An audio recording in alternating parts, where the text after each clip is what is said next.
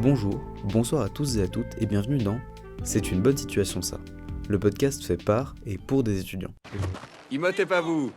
C'est une bonne situation, ça, Scribe. Knowledge is power. Je venais d'avoir mon bac, j'entrais à la fac. Je suis professeur de physique-chimie. On fait déjà des expériences à la pointe de la technologie. Mais quand ils pensent, les profs aussi, ils ont été à l'école. Mais vous savez, moi je crois pas qu'il y ait de bonnes ou de mauvaises situations. Bonjour à tous, dans un nouvel épisode aujourd'hui on est avec Valériane, c'est bien ça? C'est ça. C'est ça. Bah du coup je vais te laisser te présenter, donc qui tu es, quel cursus tu fais, si tu as une activité artistique, sportive ou associative, Ok. présente-toi. Alors du coup, je m'appelle Valériane, ou on m'appelle Val. J'ai 22 ans. Je suis en master biologie écologie marine à Nantes. C'est super chouette. À côté de ça, j'ai beaucoup de projets. Je fais effectivement des activités artistiques. Je fais du dessin, de la peinture je monte un petit groupe de dessin, on va dire, et de projets un peu comme ça avec des amis à moi. Et je fais aussi partie d'une association, enfin c'est surtout un concours de biologie de synthèse dont Caro vous a parlé, c'est iGEM. Donc je suis aussi dans le... Ah t'en fais partie aussi? ouais, ça. Nice. Donc j'y suis depuis un peu moins longtemps, depuis août 2020. Et je continue cette Ok. année. Et en sport, ouais, je fais un peu de sport comme ça, mais c'est pas mes activités primaires, on va dire. Et je dors parfois, quand j'ai le temps. C'est important. Je suis en présence de l'impératrice du sommeil. Je vénère le sommeil. Elle tient une religion en fait, et c'est plus une secte, un culte, C'est ça. pas réglementé par la Mivilude. J'essaie de différencier Raphaël, l'hérétique, mais ça fonctionne pas. Ah, donc, mais c'est génial de dormir. Pourquoi est-ce que tu as choisi ce cursus? Alors, ça c'est une bonne question. Bon, je vais vous faire vite fait mon speech de vie, grosso modo. Quand j'étais au lycée, donc j'ai fait S, pour être avec mes potes, hein. Et c'était sympa et tout. Et j'en avais marre à la fin, je me suis dit, vas-y, c'est bon, j'arrête les sciences, c'est pas fait pour moi, c'est trop. Je voulais continuer justement dans un cursus beaucoup plus artistique, en fait, parce que en parallèle, j'étais aussi en école d'art. Du coup, je m'étais dit, bah voilà, je vais faire des études en art ou en archi. Et bah ça m'a pas trop plu. Enfin, j'ai fait histoire de l'art avant pour vraiment savoir, pour me décider. Et ça m'a un peu dégoûtée. Du coup, je savais pas trop où aller. J'étais perdue. Donc je me suis dit, allez, je me lance en fac de bio parce que j'aimais bien la bio. Alors qu'au début, j'étais pas du tout, comme je le disais, destinée à faire ça. Et au final, je pensais que ça allait être une année, voilà, vraiment de réflexion pour faire d'autres choses. Et j'ai trop adoré. J'étais agréablement surprise de tout de plein de matières, de tout ce que j'ai appris. Et au final, bah, j'ai continué là-dedans. Et en fait, plus ça allait, plus je me disais, bon, au pire, je ferai qu'une licence. Puis au pire, en fait, je ferai un master. Et au final, ça continue comme ça. Donc c'est cool. Et en fait, je sais plus, c'était quoi la question déjà? Pourquoi tu as choisi ce cursus? Pourquoi Donc, j'ai c'est un peu fait ça? par hasard. Donc c'est un peu par hasard. Et en fait, enfin vraiment, c'était chaque année, en fait, j'avançais petit à petit. Donc c'était pas des grandes études projetées depuis longtemps. Et là, je suis en biologie marine. Donc bah pourquoi l'écologie, ça me parle beaucoup. La mer, j'aime beaucoup ça. J'ai vécu, enfin mes parents, ils vivent à la mer, donc j'ai beaucoup enfin j'ai vécu, on va dire, avec un peu le milieu marin, etc. Et c'est un domaine qui me plaît. Donc voilà, j'ai continué là-dedans. Tu as parlé de histoire de l'art, c'est-à-dire que tu as fait une L1 en histoire de l'art avant de te réorienter? Ouais, Ok. tout à fait, ouais.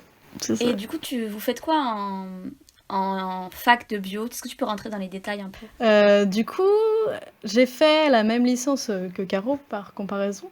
Elle en a peut-être un peu parlé, je sais pas trop. Et du coup, c'est une licence biologie santé, en gros. Donc, on fait de la biochimie, de la physiologie pure et dure, etc. Et en troisième année, moi, j'ai pris l'option physiologie végétale et nutrition. Donc c'était super chouette aussi, les végétaux. Et en master, j'hésitais justement entre les végétaux tropicaux ou bien un master en biologie marine. Et du coup, j'ai demandé les deux et Et la biologie marine, bah, comme je le disais, ça me plaît beaucoup. Donc, je suis dans ce cursus actuellement. Et là, ce qu'on fait, c'est beaucoup plus axé écologie. En fait, c'est pas du tout une suite logique avec ma licence, parce que c'est beaucoup plus de la biologie des écosystèmes, etc., l'anthropisation, donc l'impact de l'homme sur son environnement et comment les organismes vont s'adapter, les bioproductions marines, etc. Euh, donc c'est différent, mais en même temps c'est hyper intéressant parce que bah, j'apprends des choses complètement différentes, quoi. Trop cool. Euh, c'est quoi ta matière préférée dans ton cursus? Il y en a plein en fait, hein. Il y en a plein que j'aime beaucoup. J'aime beaucoup les cours d'anthropisation. Donc c'est ce que je disais, c'est en fait l'impact de l'homme sur l'environnement. Et ce qui est super intéressant dans cette matière, c'est qu'en fait ça englobe plein de choses différentes.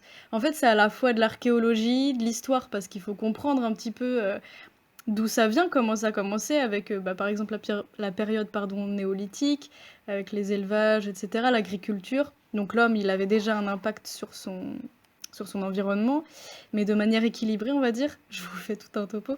Et ensuite, plus ça va, plus bah, l'homme a pris le dessus avec l'industrialisation, etc. Et donc là, on voit aussi, comment dire, les marqueurs en fait de l'anthropisation. Donc c'est par exemple, je sais pas moi, les espèces domestiquées dues à l'urbanisation et tout. Donc c'est cool et ça inclut aussi tout ce qui est parasitologie. Donc là, il y a un aspect qui est assez intéressant.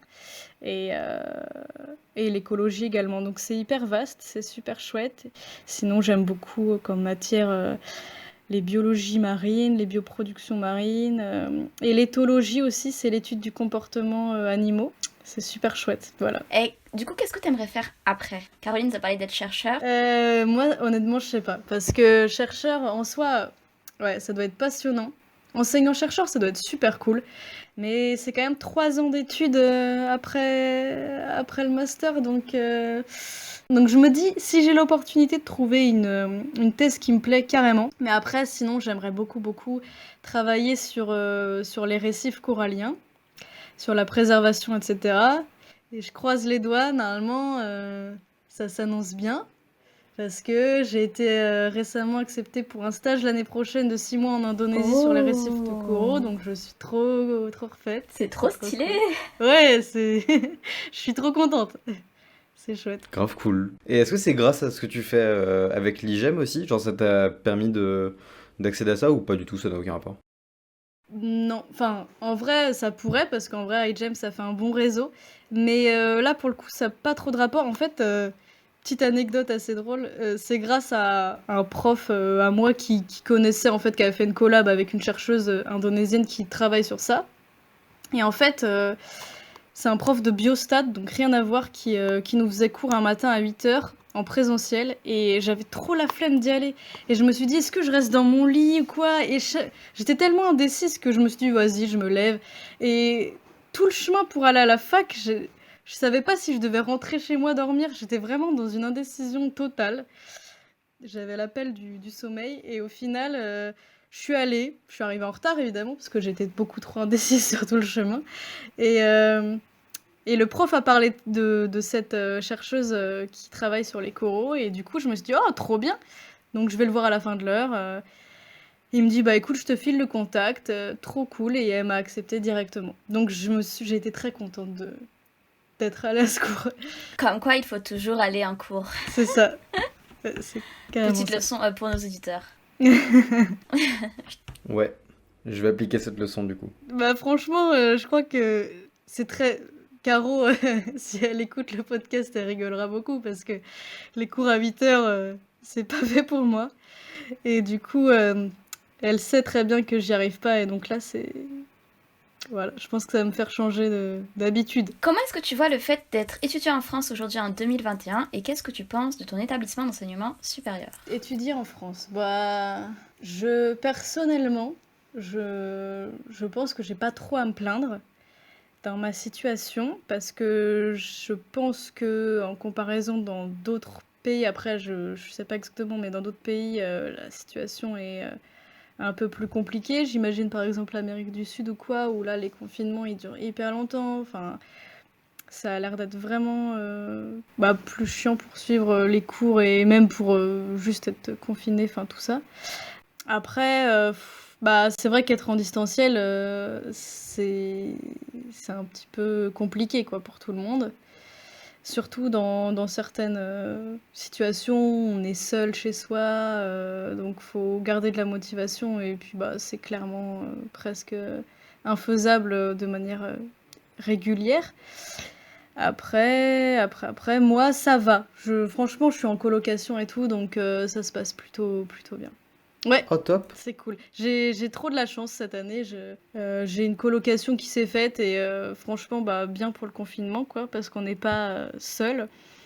Et l'ambiance est cool. Et sinon, pour ce qui est de la gestion, on va dire, enfin les efforts qui sont faits par la fac, les profs et tout pour gérer un peu l'éducation cette année scolaire.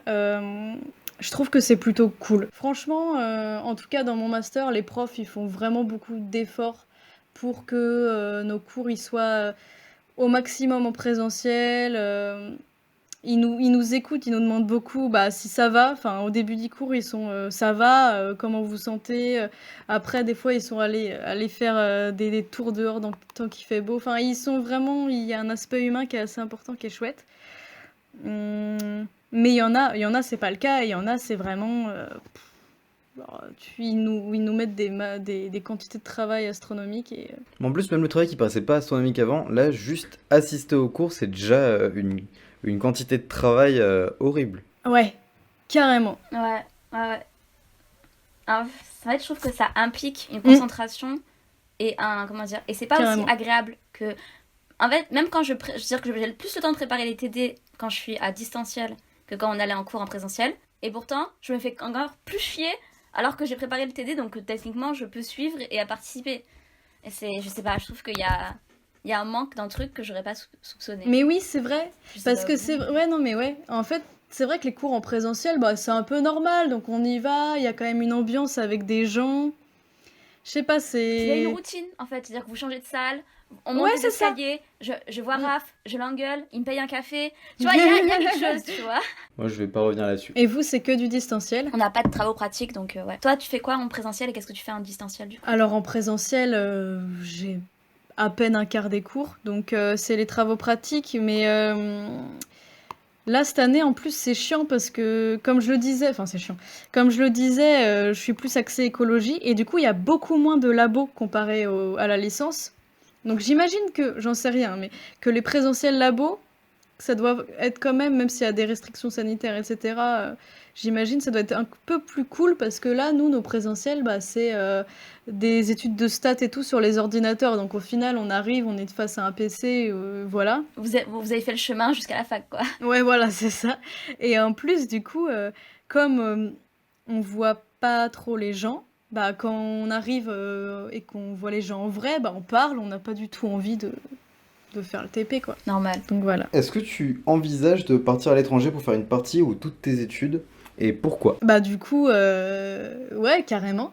J'envisage de partir à l'étranger au maximum. En fait, pour tout vous dire, ce master-là, j'ai hésité à choisir celui-ci parce qu'il était à Nantes et que même s'il me plaisait beaucoup, j'en pouvais plus d'être à Nantes. J'avais vraiment envie de partir. Et après, je me suis dit, c'est con de partir alors que le master me plaît beaucoup. Donc, je l'ai choisi. Mais je me suis dit, je ferai mon stage à l'étranger. Et mon stage de cette année-là, il devait se faire au début en Polynésie. Et puis, en final, les stages à l'étranger sont annulés cette année. Donc, il se fait à Nantes. Et du coup, voilà, au maximum, je veux partir. Donc là, l'année prochaine, si je peux faire 6 mois en Indonésie, c'est le feu. Et après, toute ma vie à l'étranger, ou enfin pas toute ma vie, mais partir, ça me va découvrir des nouvelles cultures, des nouvelles choses, quoi. De nouveaux horizons. Et c'est ça, exactement. Comment on fait pour allier un stage à l'étranger et valider son semestre? En fait, ouais, c'est vrai que nous, en sciences, on en parle beaucoup parce que, je sais pas, il y a plein de ils nous incitent beaucoup à faire des stages à l'étranger. Mais en gros, dans les demandes de stage, bah, tu peux très bien faire à l'étranger. Enfin, il y a des demandes spéciales pour les faire à l'étranger. Alors, c'est pas Erasmus, mais c'est un truc un peu similaire. Je connais pas trop le nom. Et du coup, bah, tu fais ton stage à l'étranger. Et pour valider ton année, ensuite, tu as une soutenance de stage, mais que tu fais en France. Pour expliquer le topo, tu peux faire un mémoire et tout, selon les années. Ouais. D'accord. Après, ça dépend sûrement des facs, je sais pas trop, mais Ok, d'accord, merci. On avait jamais posé cette question, donc ça m'intriguait. Comment est-ce que tu imaginais les études supérieures quand tu étais petite, et est-ce que c'est mieux ou est-ce que c'est pire? cette question, elle m'a fait rire quand je l'ai lue au début, parce qu'en fait, je me suis rendu compte que bah, je m'étais jamais posé la question, je crois, quand j'étais petite. Ouais, je sais pas, j'aimais beaucoup apprendre, donc ça me paraissait pas trop compliqué, enfin pas... Voilà. Et est-ce que c'est mieux? Bah... je sais pas, en fait, je me faisais pas vraiment d'idées, et au final... Je suis quand même déçu. Non, non, ça va, je suis pas déçue, je suis pas... Non, alors par contre, si. Ah oui, petite déception. Parce que... Mais ça, c'était beaucoup plus tard. Tout le monde me disait, ouais, l'ambiance des études, c'est trop bien, nanani, nanana. Trop de soirées, tu fréquentes trop de gens et tout, tu vas trop dehors. C'est ça, trop bien. Bon, j'ai eu de la chance, j'ai eu 4 ans avant, on va dire, la période Covid, donc voilà. Mais moi, j'ai eu un lycée génial, avec des potes géniaux, enfin une ambiance de lycée trop bien, on faisait tout le temps des soirées, c'était trop cool. Du coup, les études, j'avoue que j'imaginais un truc un peu similaire, et ça a été vraiment une claque. Vraiment, c'était très dur, parce que je me suis dit, mais en fait, ils sont... Enfin, un peu immatures, enfin, je sais pas. Non, mais en vrai, je sais pas, je trouvais ça un peu... Je sais pas, j'aimais moins l'ambiance, un peu déçue, quoi. Et après, ça dépend. Mais je trouve que plus tu montes en année, plus c'est cool. Mais ça dépend, je pense, beaucoup des facs et tout. Donc voilà. Après, en fac de sciences aussi, c'est hyper... C'est pas que c'est chiant, mais... D'un côté, c'est un côté bien, un peu carré et tout. Mais des fois, j'ai envie de dire... amusez-vous, quoi. Donc, Est-ce que on va pas passer au jeu, Raphaël? il y a un jeu? Eh bien sûr qu'il y a un jeu. Tu me disais nani nana, nani nana. Et t'es in love de moi. Je joue et je gagne à chaque fois. Ouais, alors, elle est parfois belle mon époque, je la vis, on est pauvre, cela dit. Je dirais rappeur. Mes références en rap sont pourries, par contre. T'inquiète, c'est Louvresval. Je sais pas si tu connais. Non. C'est un rappeur qui a commencé il y a pas très longtemps, mais du coup il est hyper cool. Qu'on sorte de la vitre, le combat des anges et les forces de la nuit. Le reflet du Shinigami qui s'approche de la vitre. Elle est parfois belle, mon époque, je la vis. On est pauvre, cela dit. Donc je laisse la parole à Anaïs du coup. Bras levés, tête haute, j'ai rêvé que je mourrais au combat. Ça pourrait être rappeur, mais je dirais non. Pas rappeur. Donc je dirais... Et malheureusement, c'était du rap. merde. C'était Booba, c'était B2O Ah, oh là là. d'un Pitbull. Un de ses tout premiers albums. À toi, Raphaël. Les faits divers, ce sont aussi des faits qui font diversion. Un bel effet de style. Allez, j'espère que cette fois-ci, c'est pas du rap. C'est pas du rap, c'est Pierre Bourdieu. Ah, ok. Du coup, tu as réussi. À toi, Anaïs. Et ce sera la dernière phrase, il y a que 4 phrases. Ce jeu va vite. Ok. Bah ouais. Je m'enferme dans l'ego depuis que je sais que l'enfer, c'est les autres. En fait, je suis en train de faire des probabilités, etc. Mais ça, faut pas que je fasse ça. Pas du rap. Et si, c'était du rap. Raphaël, t'avais la référence? Alors, je sais pas qui est-ce qui l'a dit, mais je sais qu'elle a pas non plus tort parce que l'enfer c'est les autres, c'est une phrase de ça. Ah, mais voilà. Ouais, je me disais bien, ça me disait quelque chose. Merci Raphaël.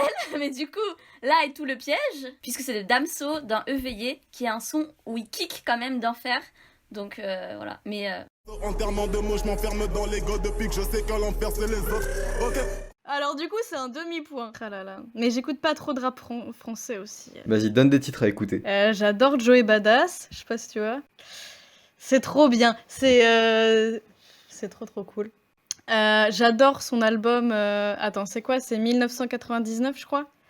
Et ouais, c'est ça, c'est trop cool. Enfin, moi j'aime beaucoup. Sinon, j'aime beaucoup Anderson .Paak. Enfin après, ouais, c'est du rap quand même. un peu. Et sinon j'aime bien aussi Darrell Cole.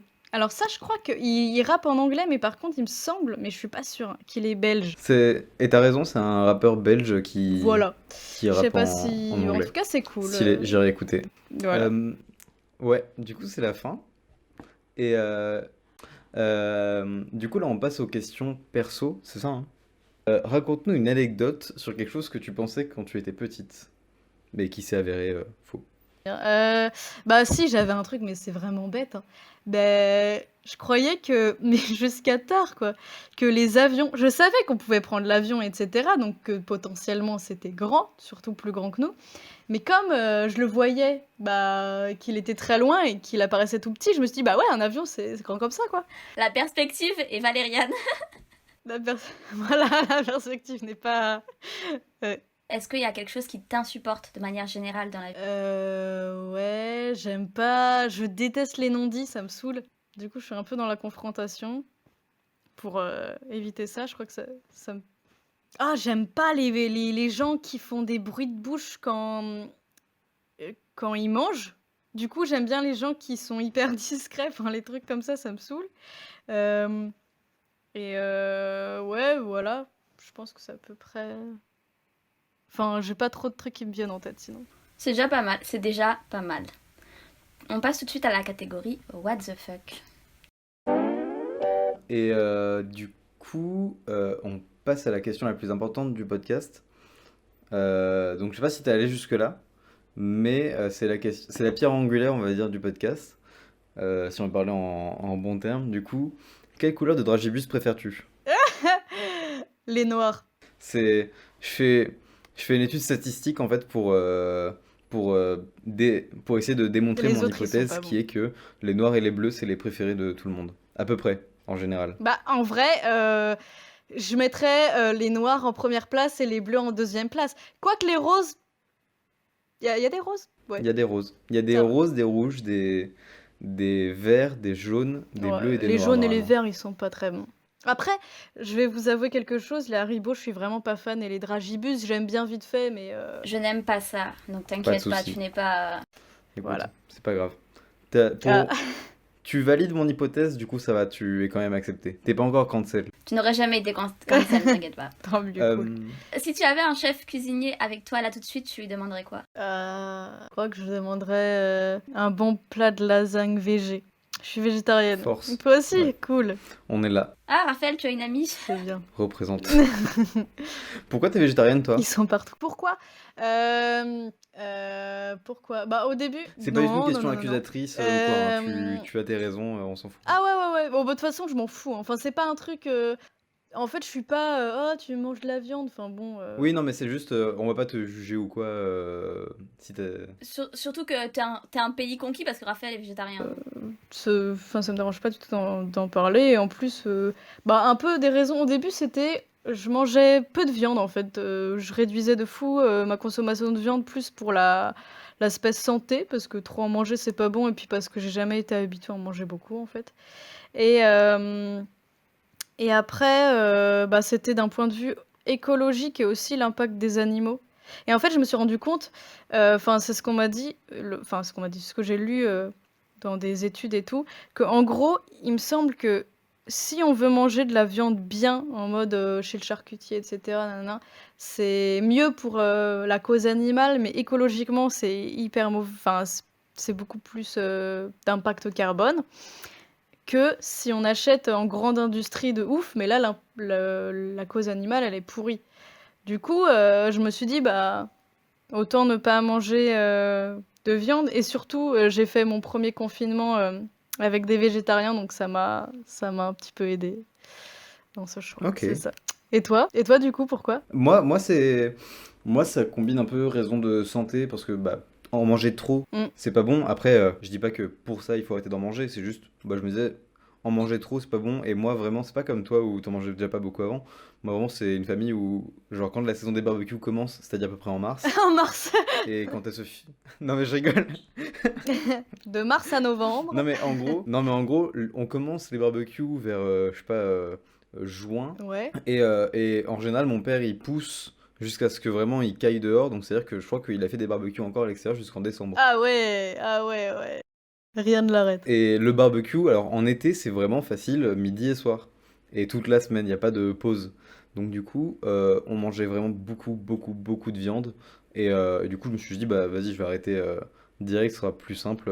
Enfin, plutôt que de dire, bon bah non, j'en prends qu'une fois sur deux, parce que si t'en prends qu'une fois sur deux, au final, tu vas revenir à la consommation Carrément, d'avant, je ouais. pense. Enfin, dans une famille comme ça, tu peux pas te réguler à part si tout le monde le fait en même Je temps. suis d'accord, mais c'est hyper dur du coup à mettre en place Non, bah non, du coup, juste moi je mange pas de viande et dans les donc on prend habitudes. Ouais.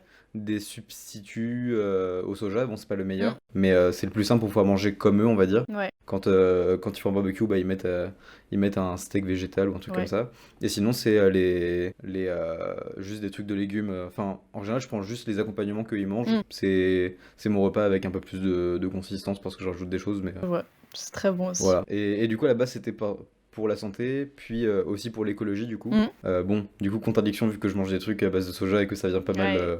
du Brésil, mais C'est dur d'être. là, c'est compliqué de faire différemment. Mm, Mais du coup, c'est pour ça. Et il me semble que c'est surtout le soja qu'on donne aux animaux qui vient du Brésil. Il y a du soja qui pousse en France. Bah, je crois aussi, mais bon, vu que j'ai pas vérifié l'origine d'où ça vient, je préfère partir du principe que c'est négatif plutôt que c'est positif. Mais C'est sinon, vrai je que me les donne cultures raison de soja, juste. c'est un peu pas ouf. Hein. Et du coup, ouais, l'écologie et puis la défense des animaux aussi. Parce que, bah, pas ouf. Genre, vraiment, moi, quand j'ai commencé à m'y intéresser, c'était surtout pour ça. Genre, vraiment, quand je voyais ce qui se passait en abattoir, tu te dis, bah, en fait, il n'y a pas de manière d'être respectueux. Du moment que tu les tues, c'est pas respectueux. Donc, bof envie d'y participer. Carrément. Mais par contre, vraiment, je préfère le dire, genre, on juge personne parce que Anaïs mange de la viande. Et du coup, bah, on juge vraiment personne. Là, ce qu'on se dit, c'est vraiment le perso. Mm. Mais s'il y a des gens qui se sentent blessés ou quoi, c'est pas Ouais, le bien le sûr. but. Et surtout, je trouve que dans des choix comme ça qui sont assez personnels, même si, ok, il y a les impacts environnementaux et tout, que c'est bien collectivement qu'on prenne conscience de ça.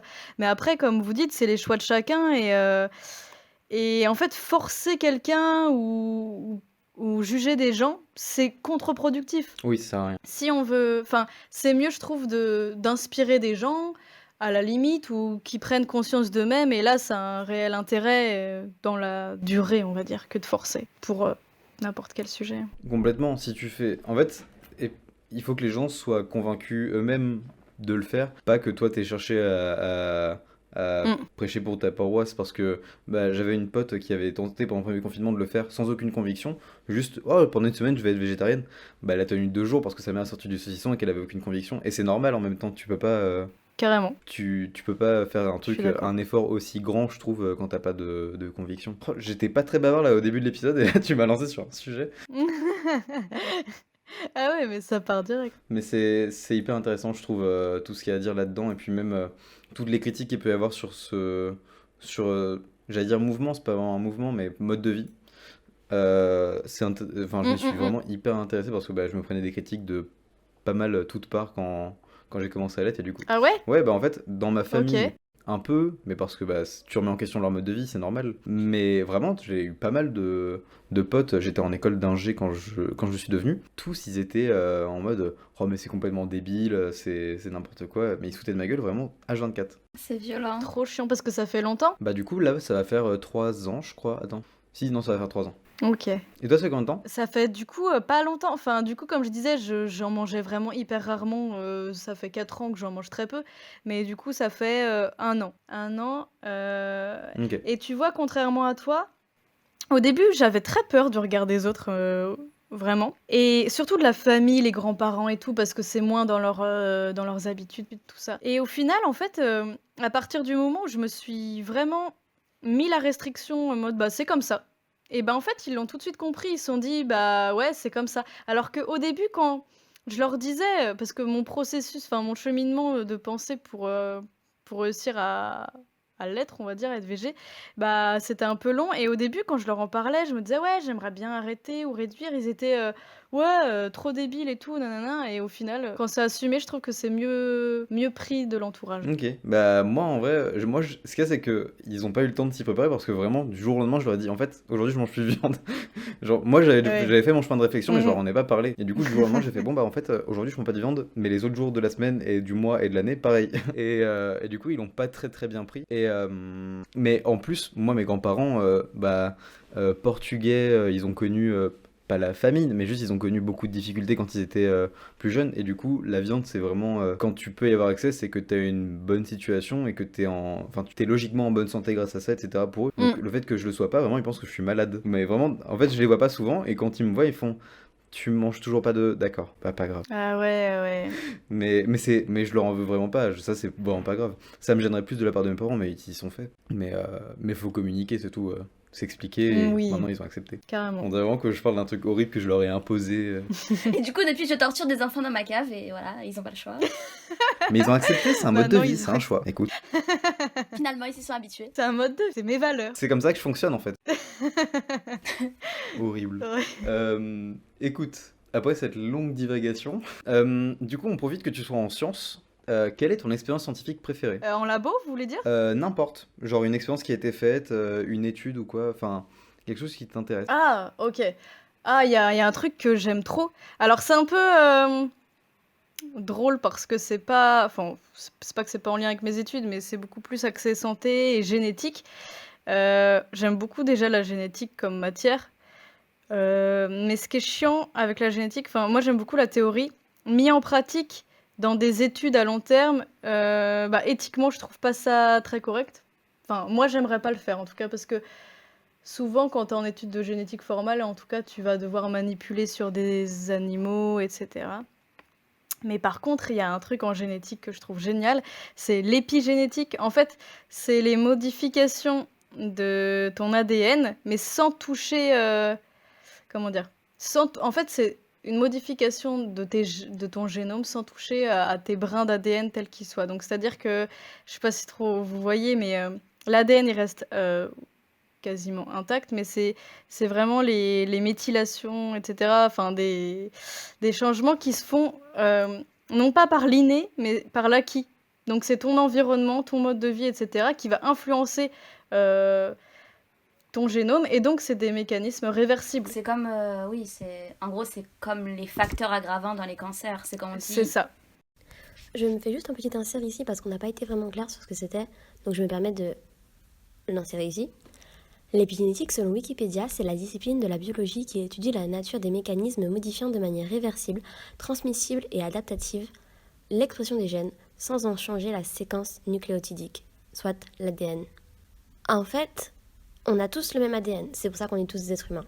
Mais pourquoi est-ce qu'on est différents et pourquoi au cours de notre vie, il se passe tel ou tel fait, certains phénomènes qui n'affectent pas d'autres êtres humains?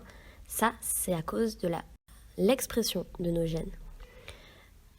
Et l'épigénétique, elle va étudier quels facteurs de notre environnement sont susceptibles de faire que nos gènes vont s'exprimer ou pas. C'est tout pour moi, je vous laisse retourner à l'épisode. Mais est-ce que du coup ça n'a pas de lien avec CRISPR-Cas9? L'une des seules choses en génétique que j'ai retenues, c'était le prix Nobel de l'année dernière, je crois. Ouais, tout à fait, par 2 femmes, dont une française, une américaine, je crois. C'était quoi Charpentier, son prénom, je sais plus, bref. Du coup, CRISPR-Cas9, c'est les ciseaux moléculaires, du coup, ils coupent une partie de ton génome, enfin d'un gène, et soit ils le laissent comme ça, enfin ils insèrent pas de nouveaux gènes, soit ils vont insérer une nouvelle, comment dire, de nouveaux gènes, de nouvelles séquences nucléotidiques pour donner de nouvelles fonctions. Et en fait, c'est pas vraiment ça, parce que là, du coup, il y a vraiment une modification du génome. L'épigénétique, c'est une modification naturelle, on va dire, qui peut être influencée par l'environnement, mais c'est pas une action de l'homme sur la... Voilà. Mais ce qui est intéressant, c'est qu'en fait, l'épigénétique, c'est ça que j'aime bien, c'est que c'est un peu un entre-deux entre l'inné et l'acquis, parce que du coup, c'est une influence de ton environnement, mais il y a il y a des choses qui vont être transmises génétiquement. Donc c'est héréditaire aussi. Donc ça veut dire peut-être que potentiellement certains choix de vie ou certains modes, je galère, certains environnements de vie, on va dire, et ben en fait ça peut influer tes descendances. Ouais, mais c'est une connaissance, on va dire, qui est stylée. C'est pas le cas de tout, hein, tout n'est pas transmis non plus. Enfin, Mais une étude, ouais, un champ c'est d'études. intéressant. C'est pas vraiment une expérimentation, mais c'est un sujet cool. Bah, je t'avoue que, genre comme ça, en parlant de ce que c'est, ça me dit quelque chose, mais le nom, je l'avais très peu entendu. Je l'avais déjà entendu, mais Un peu méconnu, un peu, mais chouette. Et c'est intéressant aussi en neurologie, bah Caro, enfin je fais toujours des refs à Caro parce que Caro elle veut faire de la neuro et tout, elle est d'ailleurs en neurosciences, mais c'est hyper lié à ça, justement, par exemple, bah, des gens qui vont être plus ou moins, comment dire, je trouve pas le mot, mais avoir plus de chances, on va dire, d'être dépressif, ça peut être... Un terrain favorable. Ouais, voilà, ça peut être lié à ça. Mais c'est un exemple, c'est intéressant. Alors, CRISPR-Cas9, ce qu'on appelle les ciseaux moléculaires, ça a été d'ailleurs l'année dernière, il y a eu un prix Nobel là-dessus par 2 chercheuses, dont une française. Et en fait, qu'est-ce que c'est? Donc, il y a le brin d'ARN, CRISPR, qui peut se fixer à un endroit précis de l'ADN. Et Cas9, c'est une enzyme, une protéine, qui clive, donc qui coupe des séquences nucléotidiques de l'ADN. Et en fait, Cas9 se fixe à CRISPR. CRISPR va guider Cas9 au brin d'ADN, à l'endroit précis, en se fixant dessus. Et puis Cas9 va couper les séquences nucléotidiques que l'on veut enlever. Donc ça permet d'inactiver un gène, mais ça permet également, si on veut, de remplacer ou de modifier l'expression de ce gène en rajoutant des séquences nucléotidiques et ainsi donner une nouvelle fonction à l'organisme, par exemple. Donc c'est assez intéressant, mais là, comme on voit, on modifie de manière irréversible notre brin d'ADN, ce qui n'est pas le cas de l'épigénétique, puisque dans l'épigénétique, comme on l'a dit, c'est réversible. Mais depuis peu, c'est désormais possible en fait d'utiliser le système CRISPR-Cas9 en épigénétique justement pour modifier ce qui entoure l'ADN en quelque sorte, tout ce qui est, je ne sais pas si ça parle certains, mais acétylation, méthylation, etc. Donc tout ce qui concerne l'épigénétique. Et donc ça peut maintenant se faire avec CRISPR-Cas9. Donc des modifications finalement réversibles. Voilà. Donc ouais, c'est un peu lié. Ça peut l'être en tout cas. du coup, ouais, là on passe à la rubrique société et culture.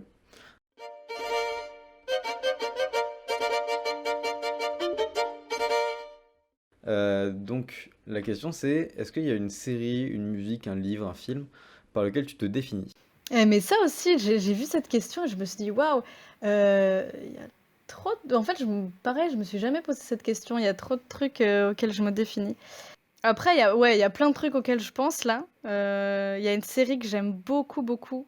Ça s'appelle BoJack Horseman, je sais pas si vous connaissez. C'est trop bien.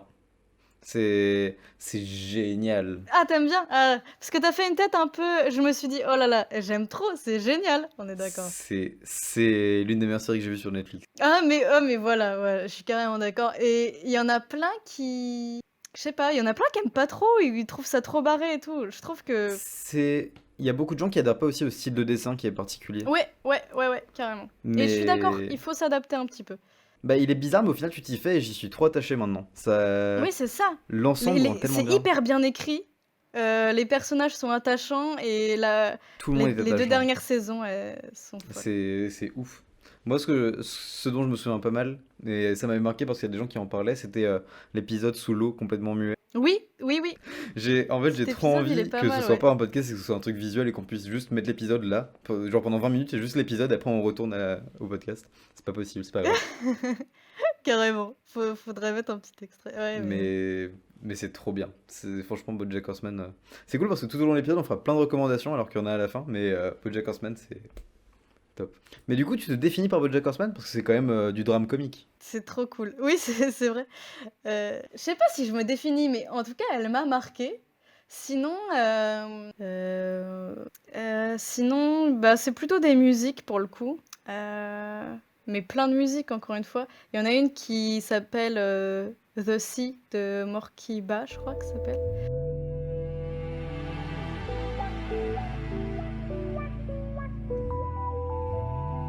Elle est trop cool. C'est très chill, ouais, ça fait un peu sunset, été, la mer, tout ça. Et sinon, voilà. En livre, il y a un livre que j'aime beaucoup, là, que j'ai en tête. Ça s'appelle Tout près le bout du monde. C'est un gros pavé, mais trop trop chouette, il se lit hyper vite. Et en fait, je me définis pas trop par ça, mais je trouve que les styles d'écriture sont trop cool. En fait, il y a 3 protagonistes, enfin, il y a 3 personnages qui parlent. Donc c'est des styles d'écriture complètement différents. Et c'est l'histoire en fait de 3 jeunes qui sont pas des cas sociaux, mais qui sont dans une famille d'accueil, on va dire, de réinsertion. Et au début, ils s'adaptent trop mal, etc. Et ils ont on va dire, des styles de vie très différents. Et c'est trop trop chouette. Voilà. C'est une recommandation. Bon, ben écoute, ça devrait faire l'affaire. On va passer à la fin de la dernière partie de ce podcast. Et je vais te poser la question préférée de tout le monde. Ma question préférée, votre question préférée. Valériane, qu'est-ce que tu ferais si tu n'avais pas peur? C'est vrai que c'est une question chouette.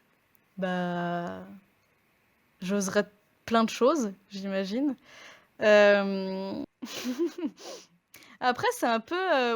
oui, j'oserais plein de décisions un peu comme ça, mais je pense que, bah, après, c'est très personnel, mais j'essaye, si par exemple, il y a des choses qui me font peur, bah, pas des peurs débiles, mais des choses qui me plairaient, mais qui me font peur, plus ça me fait peur, plus j'essaye de le faire. En fait, j'ai un peu ce goût du risque débile, donc des fois, je prends des décisions très, très soudaines comme ça, blim, parce que je sais que j'ai envie de ça et ça me fait beaucoup peur, mais voilà. Donc, je pense que j'oserais davantage. Peut-être, je sais pas, j'enverrais tout valser et j'irais partir au bout du monde avec un sac sur le dos. Voilà. C'est la première réponse qui me vient. D'accord. Ok. On passe à la dernière partie de cette émission, c'est-à-dire le moment des recommandations. Valériane, est-ce que tu as un livre ou un film ou une série ou un podcast ou une chaîne YouTube, blablabla, à recommander aux gens qui écoutent, à nous? Bah, j'ai fait que des recommandations, je crois, tout du long. Du coup, c'est pas grave, hein. Allez, une chaîne YouTube, ça va être la dernière recommandation que j'ai en tête. C'est alors je sais plus si ça s'appelle encore comme ça. C'est Vous êtes vraiment sympa ou alors Ben Never. Ah, je sais pas si oui. vous connaissez. Et c'est trop. Enfin, moi j'aime beaucoup. Ouais, mais c'est vraiment, ouais, elle est pas mal cette chaîne. C'est pas mal, ouais. Ça parle de plein de sujets. Bah, un peu, voilà, podcast de tout, etc. Et je trouve ça assez inspirant, c'est chouette. Voilà. Ok. Raphaël va aussi nous conseiller une chaîne YouTube. Oui. Alors c'est Valoche, Val plus loin, Hoche, OCH. Et en fait c'est une meuf qui parle de théâtre. Et c'est trop cool, j'avais jamais vu de vulgarisation sur le théâtre sur YouTube. Et je crois que ça fait 1 an que je la suis, un truc comme ça. Et là elle a sorti un épisode sur le... Attends, c'est... J'ai plus le nom, mais en gros, c'est l'auto-mise en scène, enfin le concept. Et en fait, c'est des gens qui font du théâtre à distance. Et c'est autour de la manipulation, enfin, c'est l'un des sujets qu'ils traitent. Et en gros, tu peux contrôler un des acteurs sur scène. Donc, ils ont un public très réduit, genre il y a 10 acteurs, du coup il y a 10 spectateurs. Et chaque spectateur contrôle Ok. un personnage qui lui fait drôle. faire ce qu'il veut. C'est trop stylé. Enfin, du coup, elle explique pas mal dans son épisode et c'est hyper stylé. Elle est allée les interviewer et tout. Et franchement, j'avais jamais vu de chaîne consacrée au théâtre sur YouTube et ça rend trop bien. Ouais, c'est une bonne reco parce que, pareil, c'est pas trop le truc que je regarde. Bah, franchement, ouais, j'en ai jamais entendu parler. Des chaînes de cinéma, il y en a 10 000. Des chaînes de sciences ou d'histoire, pareil, j'en connais pas mal, mais de théâtre, j'ai jamais vu, du coup, je trouve ça stylé. Ouais, c'est original. Bon, bah, Effectivement. trop cool. Et toi, Anaïs? Bah, je vais aussi vous conseiller une chaîne YouTube. Je reviendrai avec des podcasts à vous conseiller. Vous inquiétez pas, il m'en reste une 50aine, mais plus tard. T'attends d'en écouter, tu fais rien. Tu travailles pas tes cours. Je rigole. Toi, à quel moment c'est C'est toi très qui méchant. parles en fait? Je rigole. Je vais vous conseiller la chaîne YouTube, je pense que vous la connaissez, mais c'est pas grave, au cas où s'il y a des gens qui ne connaissent pas dans nos éditeurs. La chaîne de Captain Popcorn, Je connais pas. c'est un mec qui fait des critiques analyses de contenu pop culture, c'est-à-dire des séries, des films, tout ça. Et je trouve que contrairement à beaucoup qui sont sur YouTube, enfin du moins que je connais sur YouTube, il est très pertinent, il va dans les détails, j'ai l'impression qu'il a une grosse culture du truc, donc il voit des trucs que même moi je suis personne, mais que même moi en ayant regardé plusieurs fois certaines séries, je ne vois pas, voilà. Et j'aime beaucoup sa manière de voir les choses. Et bien souvent, quand les autres me déçoivent, des autres personnes qui analysent ou qui font leur réaction vis-à-vis de films ou de séries, lui ne m'a jamais déçu pour le moment. C'est-à-dire que je suis toujours... Voilà, des fois je suis en mode, non mais c'est pas possible, vous n'avez pas pu trouver ça bien. Et je vais voir, et il a le même avis que moi. Donc en dehors de ça, c'est quelqu'un qui, je trouve, est pertinent dans ce qu'il fait, mais ça ajoute une valeur ajoutée. Ça ne veut rien, ajoute une valeur ajoutée. Voilà, bref. Il est tard, vous avez compris. Voilà. Du coup, de toute façon, tout ça sera en description et dans les recos du samedi, dimanche qu'on vous fait sur Instagram. C'est la fin de cette émission. On remercie Valériane d'être venue partager ce moment avec nous. On vous remercie, vous, les auditeurs qui nous écoutez fidèlement depuis septembre. Si vous voulez participer, n'hésitez pas à nous envoyer un message sur les réseaux sociaux ou de harceler Raphaël, puisque c'est comme ça qu'on a la majorité de nos invités. Voilà, donc vous participez, commentez, faites-nous des réactions. On vous aime, on vous estime et on vous dit à la semaine prochaine. Bye. Tu l'as déjà fait cette blague en plus. On vous remercie d'avoir écouté cet épisode. Vous aurez tous les liens de ce qui a été abordé dans la barre d'infos ou sur la page du podcast. Ce podcast est rendu possible grâce à la contribution de la Maison des Initiatives Étudiantes, du soutien de la mairie de Paris et de la faculté de la Sorbonne. Merci.